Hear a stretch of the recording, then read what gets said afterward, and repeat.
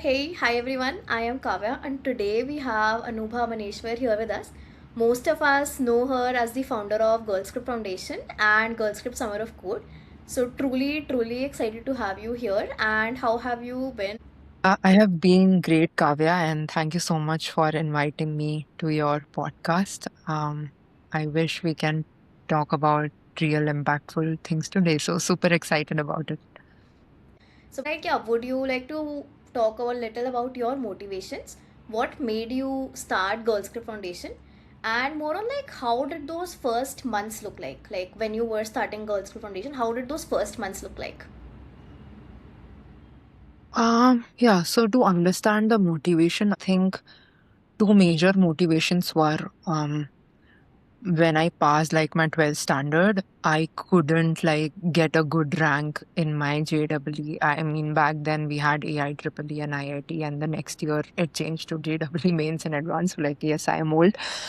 So yeah, I couldn't get like good marks in the exam. I couldn't crack it like for the first time when I attempted in my first attempt, and the next year, like, I didn't even wait for the counseling because I took a eardrop and it kind of made me frustrated that all of my friends are, now my seniors. And I was like, okay, I got good marks in my state exams and everything, but whatever college I was getting, I was like, okay, I'm fine with it. I don't want to sit for more counseling rounds and everything. I'll do.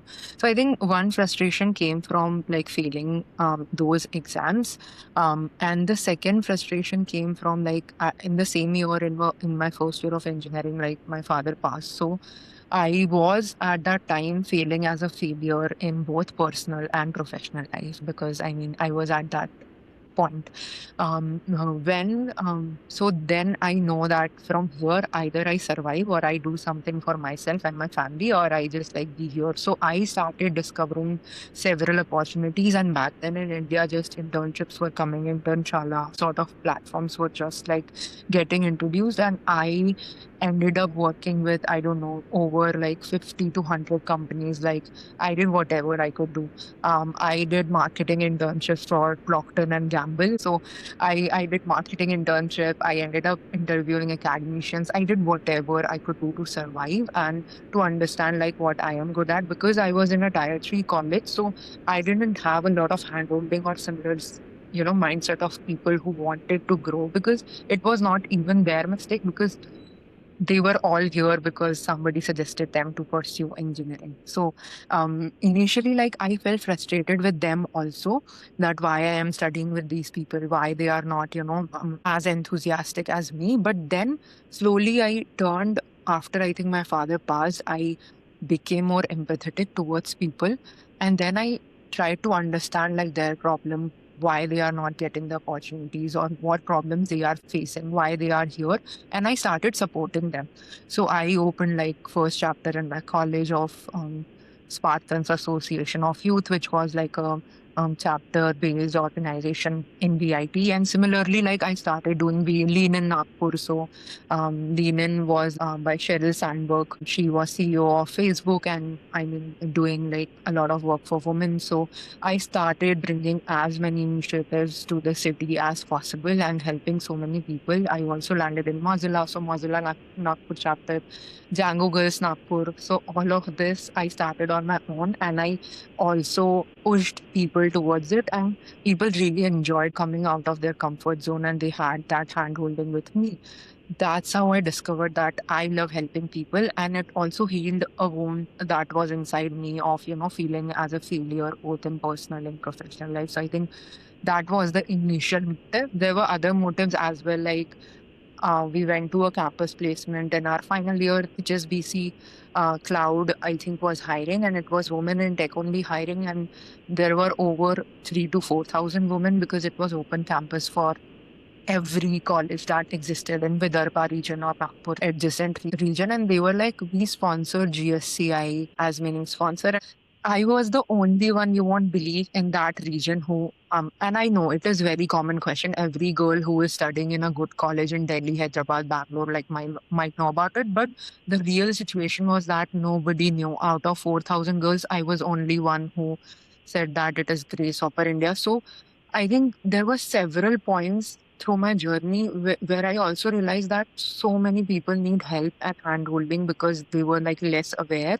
And yeah, so I think that kind of, and similarly other incidences as well in terms of representation and everything. So I felt that I should do something about it. And in Mozilla, I was already a volunteer. So my mentor was Christy from Alan Turing Institutes. She was a scientist there. Mozilla thankfully launched a program called Mozilla Open Leaders for leaders who want to build something of their own. And I enrolled, she was my mentor, and I started GirlScript as a project.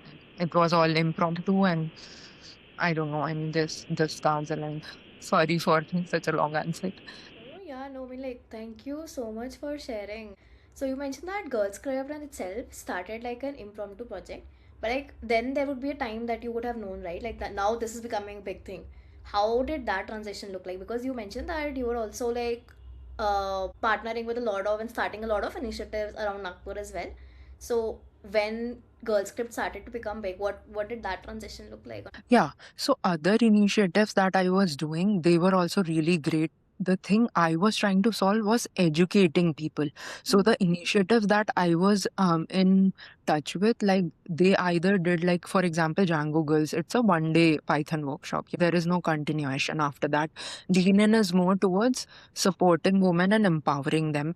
But if I don't educate them, then I mean, so I'm not like I felt that they were not ready at that time for more opportunities. I first need to educate them from scratch. In engineering, I have seen people who pursue computer engineering get graduated, but they don't know about GitHub. Like even GitHub exists in computer science. Or I have seen people who cannot write email being a computer science engineer, like they don't write subject and all. So I have seen everything from ground, and that's why like I could, solve for them. So initially, though, I thought it's going to be a college project or something like we do locally or run community, something like that. So I started it, but then because I had already so many contacts because of Mozilla and other organizations, thankfully, and they also gave me a confidence because I was a very shy kind of girl who won't speak on camera and everything. So I think Mozilla was a big pioneer in supporting that. Even my first flight of my life, I mean, even domestic one was hosted by Mozilla. So I think I got a lot of things from Mozilla and good mentors as well. So when I started posting that I'm doing this workshop in Nagpur, and this is the Girl Script initiative, I started posting about it on WhatsApp, on Facebook regularly, and people started asking me from my network that what is this, we also want to do this. So I was like, if you want to help beginners in tech in your vicinity or like start a student chapter in your college or somewhere, like let me know. That's how it started. And the point when I knew it's becoming big, I think when we reached remotest of places, when we opened a first ever tech community chapter in Kashmir. So our volunteers actually got interviewed by the radio channel, and then we were the first one in remotest town. So it came in newspaper and everything. So I was like really happy. So then slowly, I think I started understanding that, oh, people are, valuing this. And I was not the only one who was feeling this gap.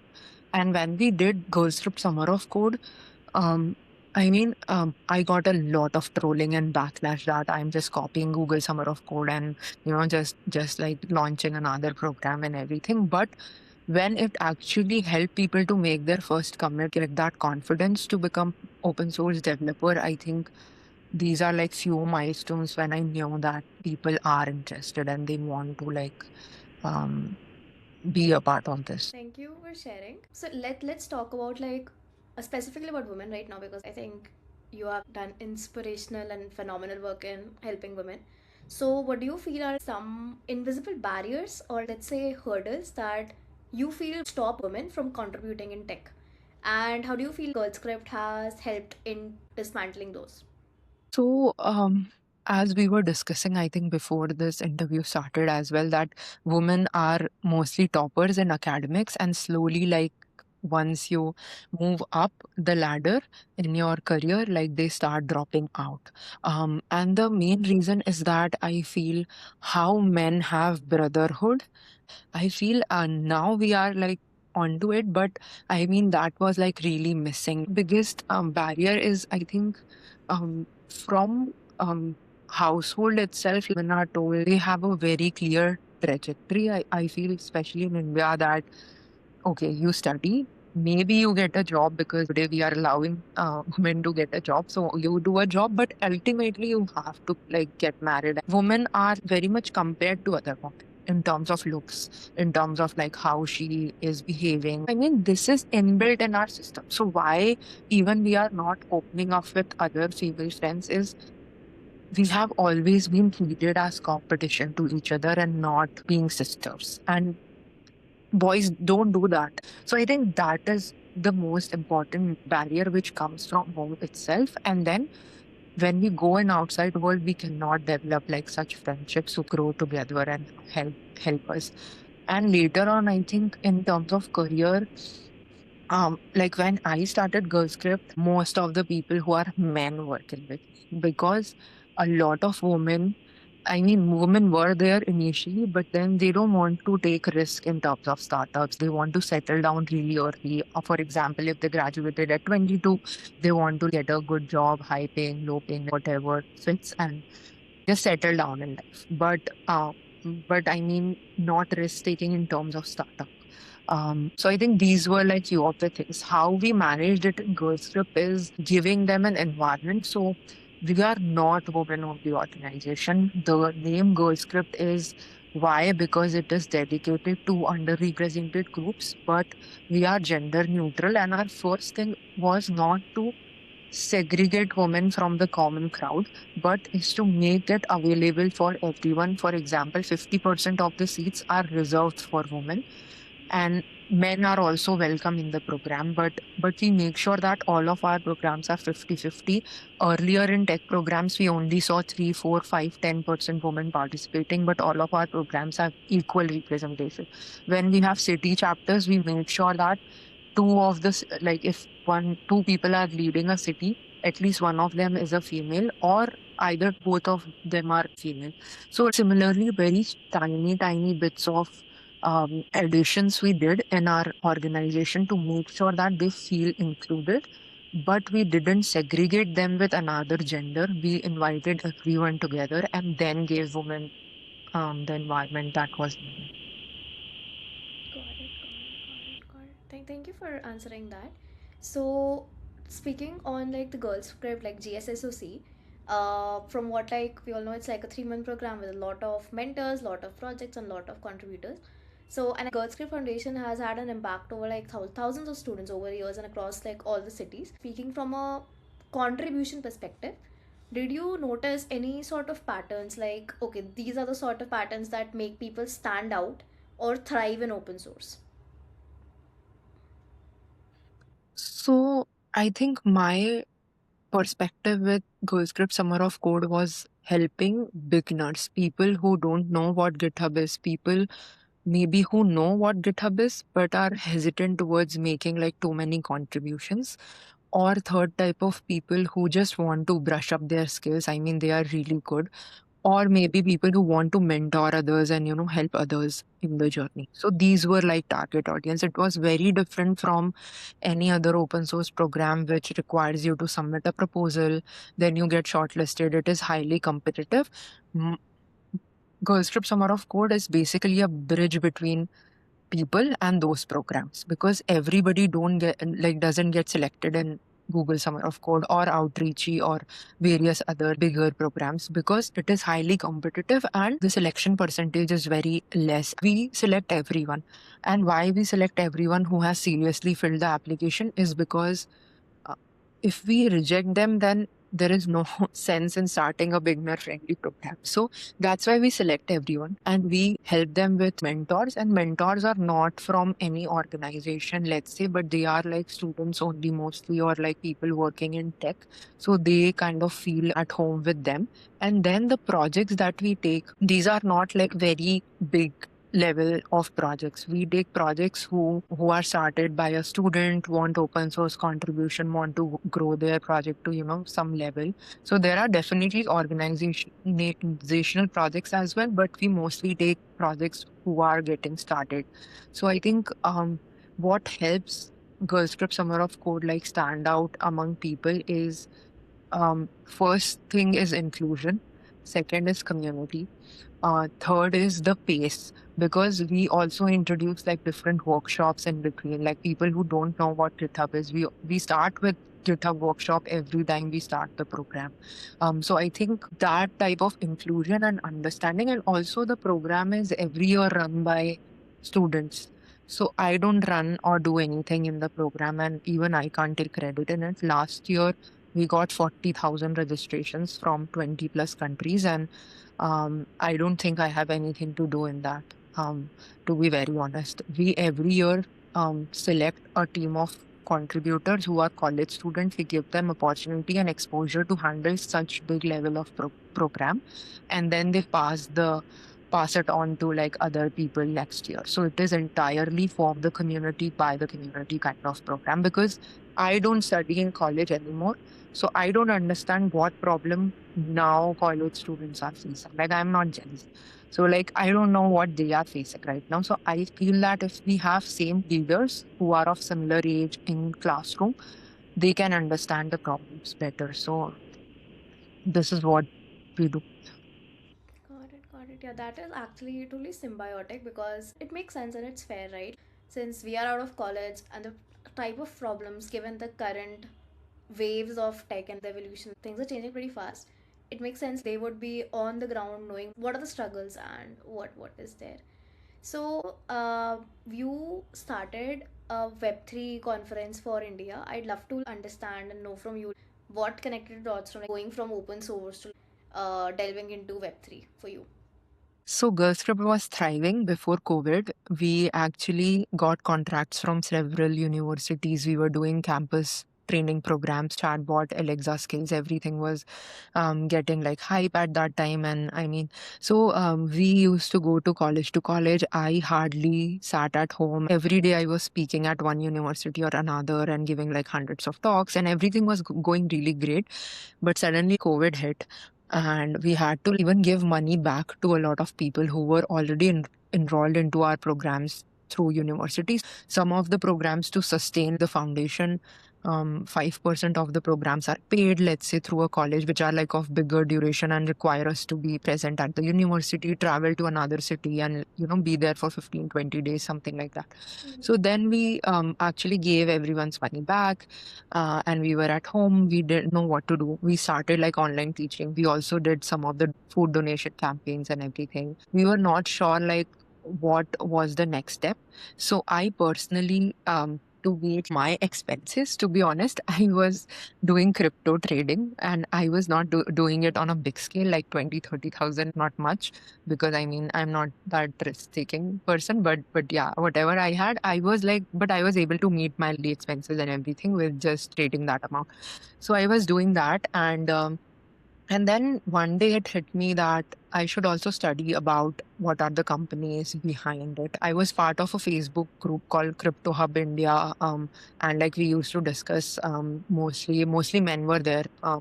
Not many women who were doing trading at that time. I'm talking about 2020, because I was sitting at home, and so I used to talk to the admins of the group. Like they were really intelligent, and they used to tell me that this project is launching, this event is happening, or something like that. So this token is going to go up or something.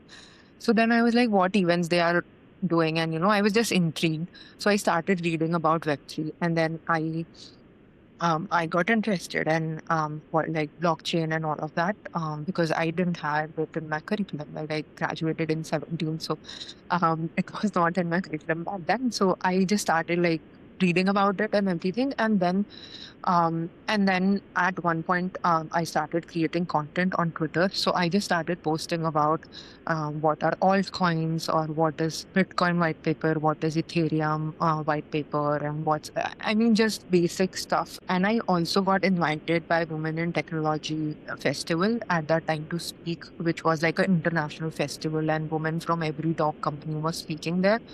And I saw that nobody was speaking about Web3. So I was like, "Ki, I want to give a very beginner level talk on A to Z of Web3, like very basic talk." And I ended up giving the talk, and I started speaking more openly about it once I felt confident in my skills. And I also enrolled for two of the courses from University of Berkeley in my free time. So I ended up like studying Bitcoin and cryptocurrencies like specialization at that time. So this all was happening, and once I completed the course and everything, and I started like creating my wallet, buying NFTs and all of that. So it started basically with my personal journey, and then I started with so we were already doing GhostScript India Summit till then annually, which was like our annual event. But instead of doing the summit, I proposed that in 2021 10, we do a Web3 camp, which was like 2-day Web3 boot camp across India to teach Web3 and blockchain to everyone. And I built a curriculum with my understanding and Polygon, who is like one of the biggest crypto like company right now. So they actually were interested in sponsoring GhostScript India Summit. So I pitched them this instead. And yeah, so we got good number of sponsors, and we ended up doing this boot camp in 50 cities across India. We got tremendous response, and many of the folks who participated in that boot camp in 2022 are now company founders working for a job over $100,000, getting like internships and whatnot. So like their life trajectory completely changed.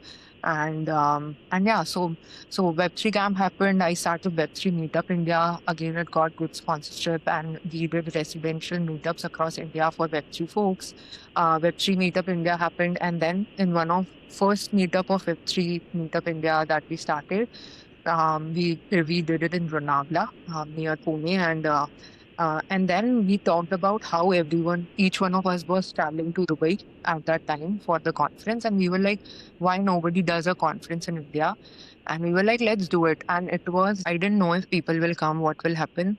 I put in my own 20 lakhs or something, whatever I had entirely into whatever sponsorships I got. I put everything into that, and I was okay, let's do a conference, and we did it. So that's how it happened. And it's been going well from last 4 years, ups and downs. But I mean, other people also started doing bigger events and everything, but we were the first ones to do it. So happy about it that we could like kick in that ecosystem, and then other people also felt confident that they could also run bigger events in India. Got it, got it. Pretty interesting. So, like, you've worked a lot with education, especially with colleges. So, what shifts have you seen, maybe recently, or if you even want to talk about earlier, but what shifts in education have you seen over the years? So over the years, as I said, like I was in college at that time when internships were also like not cool. I mean, they were just coming. So I think over the years now, I feel the faculties have, I don't know if I am correct or not because I'm not in college, so I might be wrong. But from my experience, a lot of faculties contact me on their own about the opportunities for students, or they write email to me or LinkedIn messages, or I felt that there has been certain awareness that only bookish knowledge will not help the students. I mean, because most of the colleges do their marketing on placements their students are getting or what package they have got. So now they are understanding that that marketing or that package will also happen only when they extend the boundaries of students and let them participate in more programs, or outside the college representation is also important. So I think that is the major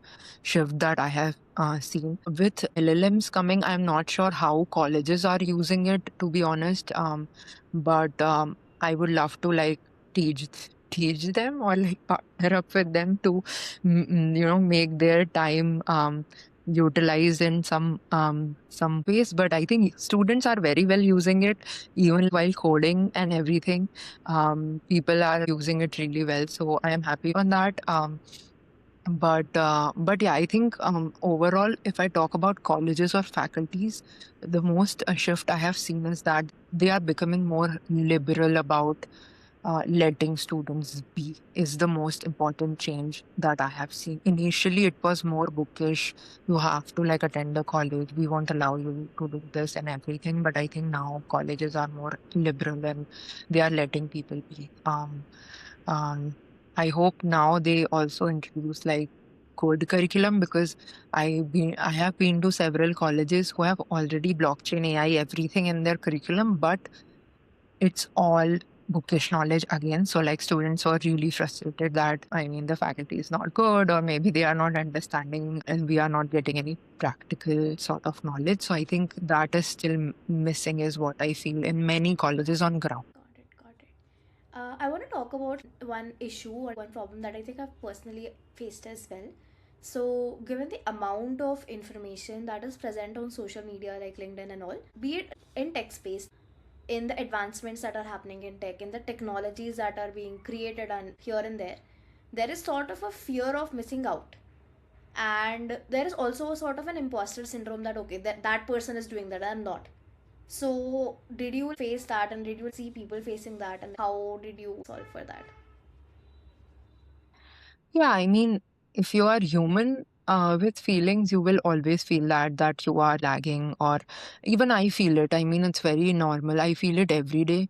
But to be honest, at one point I felt like it is distracting me from what I am supposed to do. Because I am investing more time in learning about what others as others are doing and how I am not, good enough. So I think now what I have done is I have restricted my LinkedIn time mostly, and my I do Instagram scrolling a lot, so I cannot lie about it. But LinkedIn I have restricted. I spend most time on Twitter, and why I spend more time on Twitter is because most of the evolution of tech, or any new article comes up, or any new white paper comes up, or anything, most of it is on Twitter. And I have followed such kind of people. Like, I am mostly following VCs.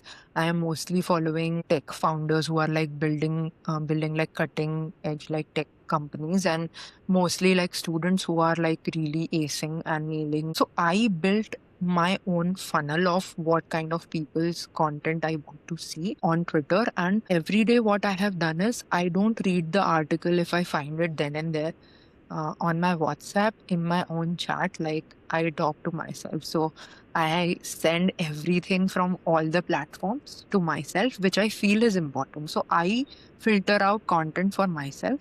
I send it to myself, and like in my free time, or when I am like free, I kind of read everything, or maybe I help like ChatGPT or Claude, and then I summarize it, and I kind of see how it this information is useful for me in what I am building. So I also customize it. So I filter and customize on my own. This is what I am doing to keep away from the noise, and also healing myself, because I think a lot of times we feel intimidated, or we feel I don't know, threatened is the right word, or we just feel that we are lagging behind, not just because we are not happy for the other person, but we just feel that we have something which we have not done, or we have that potential but we are not doing enough. So I think now I have decided to focus on my potential and put like everything aside. So be a creator, not a consumer sort of mentality, which we are also seeing in content platform that create content, and consume less, or consume what is important. So I think that I am doing. I'm also, by the way, building education startup, which is like for profit, and an application which is for this purpose only specifically, which is to help you focus into studies through learning content, but also verified content, because there are so many people posting, and with AI, the volume has become 100x. So we are working on that, and currently like raising money for that startup. Very best, Anuval. Waiting for that, but all the very best. Yeah, so I want to talk a little about, like, we've talked about students, so I want to talk about, let's say, women in workforce, people in workforce. So what are some things that you've seen people working around you in workforce? What are some challenges? What are some learnings or experiences, if you want to share on that? Uh, So if I talk about women in workforce, again, I would say that it is related to home and family. A lot of women are now balancing out between leading a family, giving birth, getting married, and also acing their career and sometimes taking breaks whatsoever for, accommodating all of that. So I have seen many of my friends giving up on their career because of that. And yeah, I feel that I have seen one of the Razorpays, I think, video. Which was about financial awareness among women, and the host was asking questions, and men and women had to step further if they knew about this financial term or the investment, and every man was going in front, and when they looked back, women were just standing there because as we grow, women even grow apart. As I said that in school, I missed the sisterhood. When I came to college, I tried to like reignite it, but then again we parted ways when we changed cities and we became employed by like several other employers. So now again there is no conversation, or there is hardly any conversation, and mostly because of that 9 to 5 or whatever people are doing from Monday to Friday, they are already frustrated to take on more serious topics on weekends. So if you try to like teach, it will be like a pile up on them to teach more topics to them. So I think then again the conversation stops and people won't talk about it. Men, although are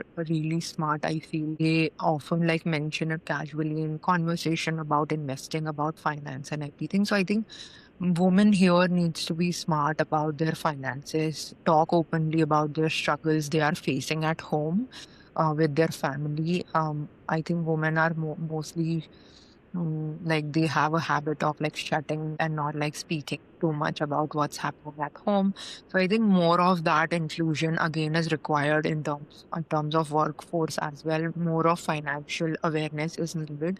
Although there are several applications which are now just being built for women and investing, teaching them investing and all that. But I think all of that is still having a huge, huge gap, and we need to be better at doing that. Yeah, and also in terms of upskilling, switching roles and everything, because once I have seen women like sitting at a company, they won't switch that often, or they would sit in a comfortable role for like 5 years straight, or not asking for more of salary hike or all of that. So I think the traditional issues that we have, I have seen those still exist. I mean, most of the women are trying to like come out of that bubble. I'm not saying that the situation is bad, like how it was 5 years ago, but I think a lot of inclusion programs are still needed. Because I also saw one of the reels recently on where a founder invited for lunch everyone. I mean, there is a trend going on for hosting people for dinners and lunches in same city. So it was a founder only lunch, and this person created a reel that out of 10 people who signed up, like only 2 people were, or 1 person was woman. So still, I mean, the gap still exists, and I think it can only become lesser once we communicate. So we need more help basically. So asking for help and being more open about your problems, I think, will solve most of it. Got it. So yeah, I think women need to be more risk taking, more like go for it kind of. Like I apply to 100 different things. I mean, just to test out my knowledge, and I mean if I am even eligible. So I think definitely the risk appetite needs to increase. But as I said that when women gets involved in that domestic setup, then they are thinking about not just themselves but for everyone, and they are like, if it is going like well enough, why to like play with it?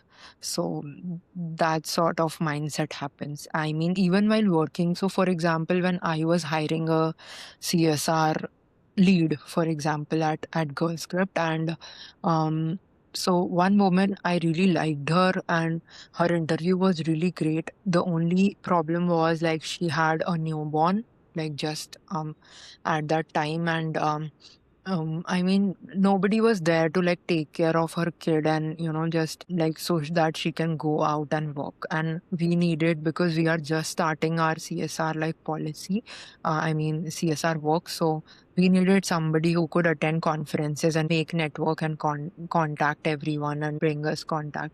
So I couldn't hire her, and it still haunts me, and I wish that like at someday or maybe some point when I have more budget whatsoever, I would like to hire her again. So yeah, these are very, even from employer side, there are many problems. And if you are not a bigger employer who can provide that kind of support or that kind of monetary help or something, I think again you'll lose out on great women talent because of this. So yeah, problem is on both sides, to be honest. Got it. Thank you for sharing. So yeah, I think to conclude, I would love to know what you would want to focus on next. But I think you mentioned that you are having a startup coming. So yeah, all the best. But yeah, anything else? And what are the plans for like GSSOC? Given that like a lot of students might be using AI for open source contribution. Like, do you feel any shift coming in open source, or at least how Girl Script is gonna move forward? Yeah, definitely. So in terms of GoScript, I feel that last 8 years I have invested in coming from zero to one because I had no support building from scratch. I failed 90% of time, 10% of time only it just hit the target and right people. So now it's time to go from 1 to 100. We are actually working on our rebrand, going for a more gender neutral kind of rebrand and name change. We are not, this is not just a rebrand to make it gender neutral, but more of a future forward innovative identity because we felt that tech has changed a lot in last 8 years. We have seen the phase of people learning C, Java in Q. And then we have seen people moving to Python and we helped them or JavaScript or other tech stack. And then we also saw skills development and voice chatbots and everything. And then we were very pioneers in Web3 and now AI as well.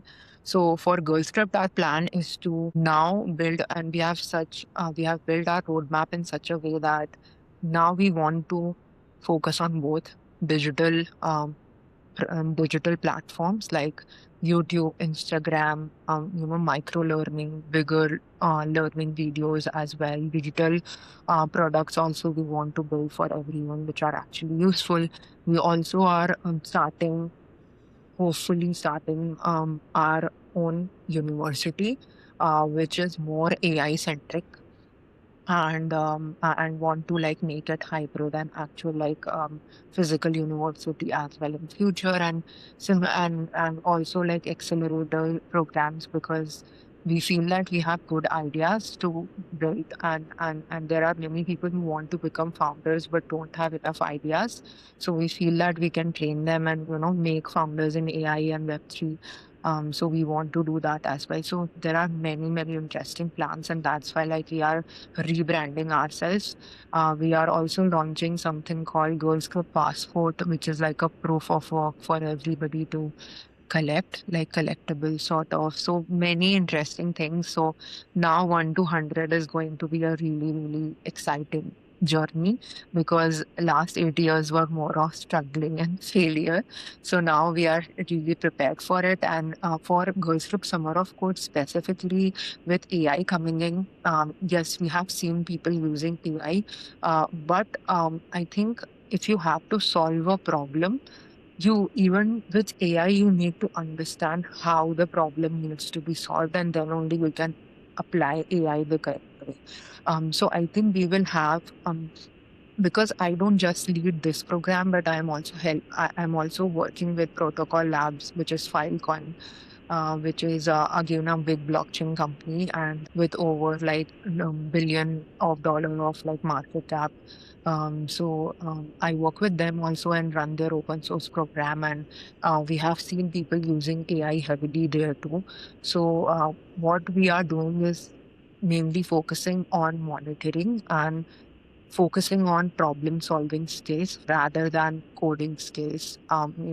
So I mean, you can code, but how to write code better with AI and then how well you are understanding the problem. So I think we need to focus on that instead of like just monitoring how it works. And maybe we might be developing something of our own to like check everything. So let's see how that happens. But yeah, that's what we are doing, and uh, I mean, with the place where I'm working with Protocol Labs, we have seen a lot of our partners like saying about using tech or AI in such a way, but we have eliminated some of the participants because of it as well from the program if they are not understanding the problem and just using pure like AI. So I think some sort of that restriction we will introduce through Summer of Code as well, because we want this to be a education program and uh, not like a just a competition and just like dumping code from AI straight to Yeah, super, super exciting plans ahead. Like, truly mesmerized to hear about all this. All the very best to you, Anuba, like for all the things to come, and like hope to see a lot from you and like the whole community. If you have any questions from me, I can take those as well. But yeah, great catching up with you. Yeah, I want to know like what's the inspiration behind podcast and why you decided to do it. If I mean, I know it a bit, but I want all of the other people to know as well.